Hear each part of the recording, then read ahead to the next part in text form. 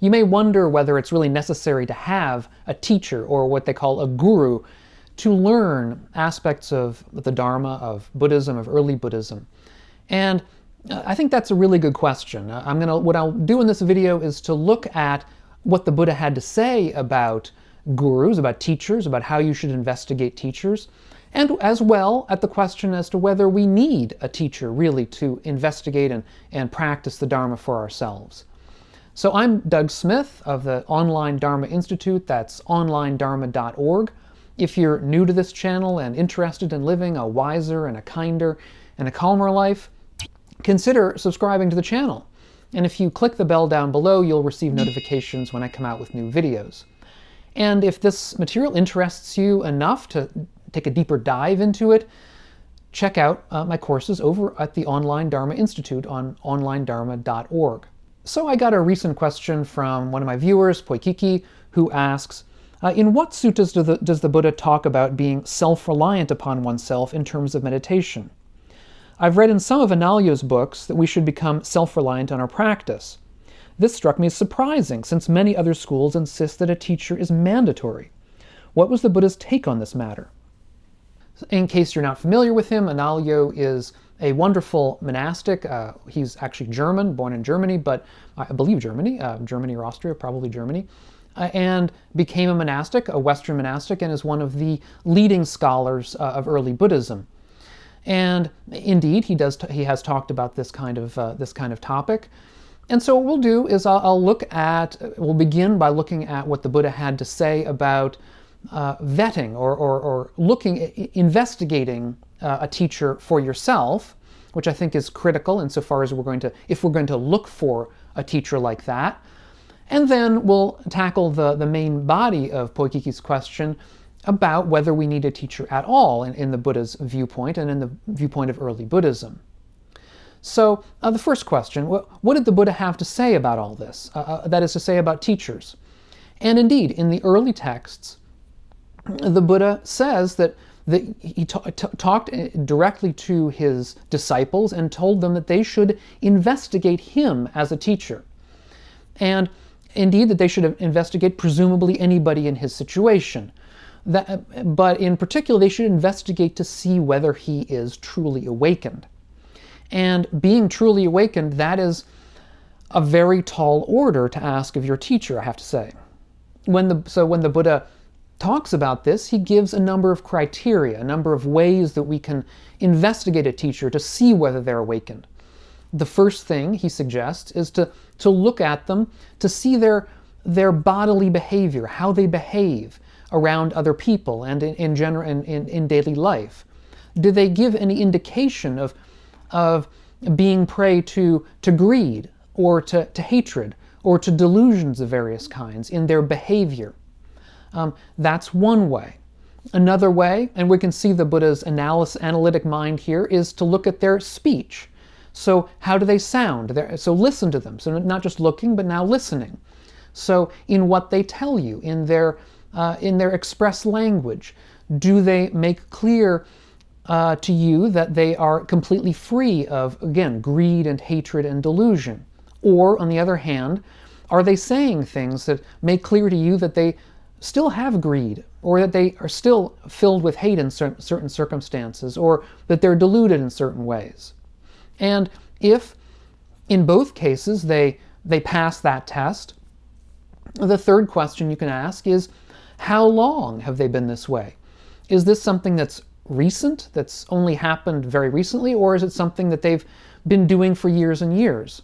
And I think the problem here might be that if it's recent, then you aren't sure how credible it could be. It could be something that's only been around for a couple of days or weeks, and it'll pass away in a week to come. Whereas somebody who has displayed this kind of behavior over long periods of time is somebody that you can have more confidence in. The next way that we can look at a potential teacher is he says, look to see if they have any apparent dangers associated with fame around them. That is, some people are perfectly good teachers as long as they're not famous. But when they become famous, or if they become famous, the fame will go to their head.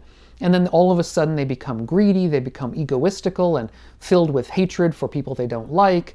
maybe perhaps diluted in various ways. So in that case, what we would say is they weren't really awakened to begin with.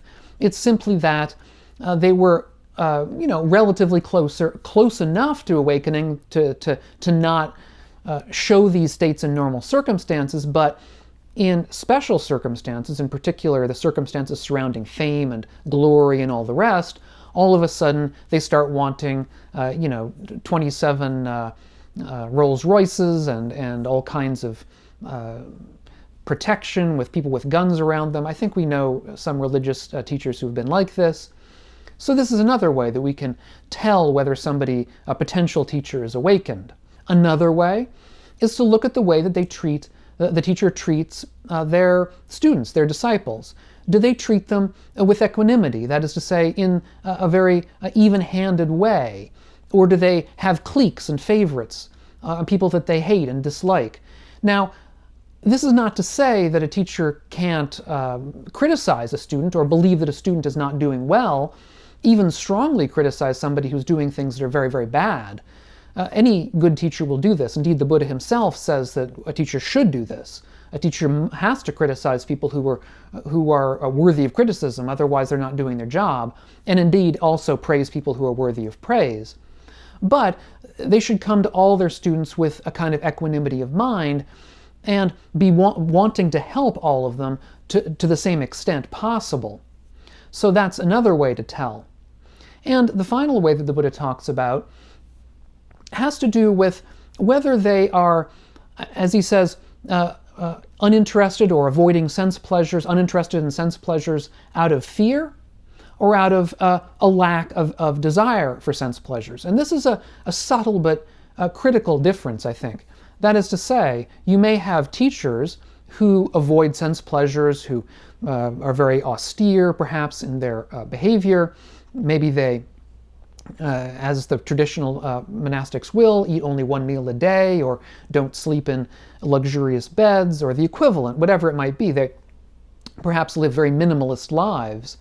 But they do this out of fear. They sort of don't want to have to deal with sense pleasures. They're perhaps aversive to some sense pleasures. They just sort of don't want to have any part of it because they know that those are dangerous to them and that they might fall back into some kind of a bad situation if they got too involved with these sense pleasures. And if that is the way your teacher is coming at things, says the Buddha, or at least implies the Buddha, then they're not truly awakened. A truly awakened person, for the Buddha, is somebody for whom desire and sense pleasures has completely evaporated forever. That is to say, they don't avoid sense pleasures out of fear. They simply avoid sense pleasures because they're not interested in them. They don't have any particular desire for sense pleasures.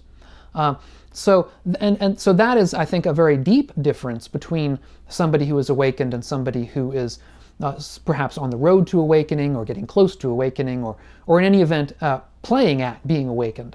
Now, as I said before, it's a pretty high bar if you're going to look for a teacher, only the sort of teacher who is awakened. I don't know of myself if there are any awakened teachers around.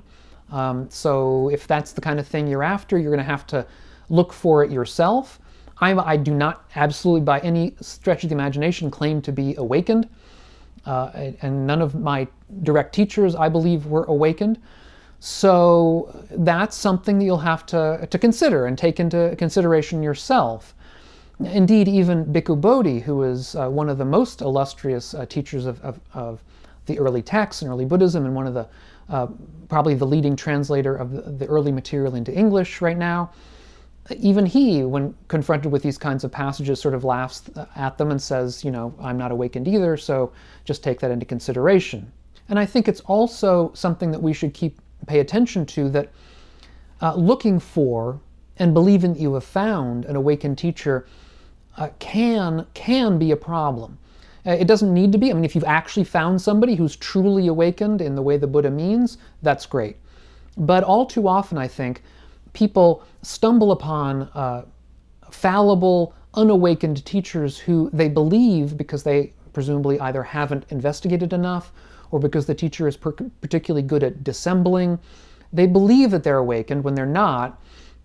And then these teachers can often lead them down garden paths towards doing things that are unskillful and dangerous to themselves and others. And I think if we look at the news over the last decades, we will know of many situations like this within Buddhism and in other belief systems as well. And so I think we have to, if we're going to go with a teacher, we have to do it with our eyes open and always paying attention to how we feel in that situation. In fact, I did an earlier video on gurus within Buddhism that I'll put a link to up here. It was an older video of mine, but the point is still a good one, that we have to be concerned, even when we think we found somebody who's awakened, not to follow them down every garden path, but to do so with our eyes open and paying attention to whether greed or hatred is really coming out. But to return to the question that we started the video with, do we really need a teacher or a guru at all? Now, when the Buddha was getting close to his death, he talked with his attendant Ananda and told him that the Buddha had taught with an open fist. That is, not with a closed fist, with an open hand. That he did not keep any teachings secret, but that all the teachings were available to all of his disciples. And that is to say that the Buddha did not give a secret teaching to some particular disciple or group of disciples that they were supposed to keep secret. And this is, I think, the Buddha's intention to make clear that there's nobody within the Sangha who has special dispensation to teach because they know something that everybody else doesn't. The Buddha was trying to deny that. And I think in this context, in this way, the Buddha is cutting against some recent schools of Buddhism, or more recent anyhow schools of Buddhism, in which there are indeed secret teachings that do require you to have a teacher in order to learn them. So the Dharma of early Buddhism, the Dharma of the Buddha, is publicly available in the Buddha's suttas and related kinds of texts. And I have them behind me on the wall over there, translations into English. You can read them for yourself. You don't need a teacher to read them, although it can, of course, be helpful to have somebody who can interpret them for you and who knows the vast majority of them, so can put things into context. Now, the second thing that the Buddha said to both Ananda, his attendant, and as well to many of the monastics around him before he died, was that they should have themselves and the Dharma as their island and their refuge. That is to say, that after the Buddha died, they should keep the Dharma as their island and refuge, and they should keep themselves as their island and refuge going forward. They would have to rely upon themselves and nobody else. Now, this is not to say that they were supposed to become lone itinerants, off wandering alone or in solitary meditation for years on end or anything like that. He expected them to remain in sanghas, which is in groups together, studying together, with spiritual friends, and also with a connection to the lay people of the area, where they're going to beg for food from the lay people, and the lay people are going to give them food in response. The monastics were going to teach the Dharma to the lay people. So it was not meant to be that the Buddha was not saying to go off alone here. But what he was saying was that the effort involved in reaching awakening or in progressing along the path is effort that you have to do for yourself alone. Nobody else can do it for you. And when he went on to say, what effort is this? What does it mean to take yourself as your island and refuge? What he said was, what it is to take yourself as your island and refuge is to perform mindfulness meditation, in particular, the 4 foundations of mindfulness. So, mindfulness meditation, this practice of looking inwards to your own self and also outwards to the way that your self interacts with the world, and paying attention to that quietly in the present moment, non-judgmentally, and in various ways. There's a lot of different practices there. This is sort of thing that nobody can do for you. The Buddha himself, even if he were present in the same room, would not be able to do it for you. So it's something that you, or the Buddha said, his disciples, have to do for themselves. You have to do it for yourself. That is the practice. So in this sense, you don't need a teacher. A teacher or a guru is not essential. If you are able to do a mindfulness meditation by yourself, and to some degree you're going to have to be able to do it by yourself, then that's enough. Now, this is not to say that a teacher can't be useful. Indeed, I would say a teacher can be very, very useful. A good, experienced mindfulness meditation teacher, or jhana teacher, if you want to learn that kind of meditation, which is also important. If you want to learn these things, then having an accomplished teacher can be a great benefit. But the point here is that it's not necessary, it's not essential. And the Buddha had to say here, in this context, he said, "Whether now or after I have passed, any who should live as their own island, their own refuge, with no other refuge, with the teachings as their island and their refuge, with no other refuge, those mendicants of mine who want to train shall be among the best of the best." Now here he's talking about mendicants, that is to say monastics, monks, nuns, but the same is true about lay people. That anybody who is willing to learn the Dharma, which of course is important, is necessary really. If you're taking the Dharma as your refuge, you have to learn the Dharma. But if you're willing to learn the Dharma by yourself or with some outside help by people like me or whoever you feel is a really good teacher for you, if you're willing to learn that by yourself and practice, that's enough. That is all you need. Now, it may be helpful also, I would say, to know about mindfulness meditation, about what the practices are involved in mindfulness meditation in order to begin or continue along this road. And so I did an earlier series of videos on the 4 foundations of mindfulness that I think would be a good place to start if you are unfamiliar with these kinds of practices or would like to know them in more depth, because there really is quite a bit of depth to each of them. And I'll put a link to this playlist up on the screen now. You can click through it and take a look if you're interested. And I hope that this has been useful to you, to find your own guru or no guru at all. And I hope we'll catch you on the next ones of these videos. And all of you, I hope, will be well.